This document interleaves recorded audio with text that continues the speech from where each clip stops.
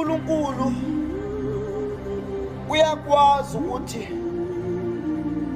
ukukhonza nomuntu nifasta ngesikhathi efanayo, nize nifonelane mkhatho ngo-12 ukuthi masivuke sithandaze, nize nithi ngelanga masifaste for 3 days mngani wami, sithandaze uNkulunkulu ukuthi enze okuhle empilweni zethu.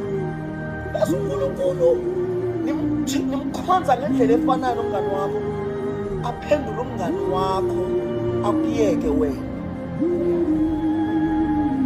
Zophinda uyakwazi uNkulunkulu ukumkhonza uNkulunkulu nomngani wakho niye entabeni efanayo ngesikhathi esisodwa, benama-prayer points afanayo, nize nivumelane ukuthi masikhulekele lokhu nalokhu. Bese uNkulunkulu uyanyula between nina noThixo ukuthi uphendula bani kuqala, akushiye wena nithandaze.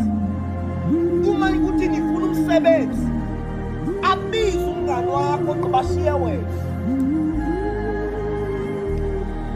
Bese-ke kodiphendula ukuthi ithemba lakho belingakanani na, ngabe ithemba lakho li-connected nomngani wakho na.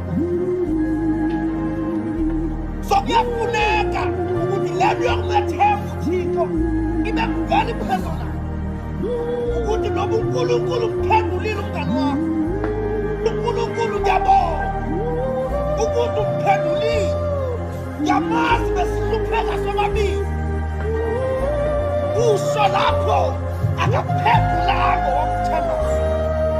Bese uthi ngenxa yokumethemba ngiyabonga, ube usuke very emotional ukuthi umngani wami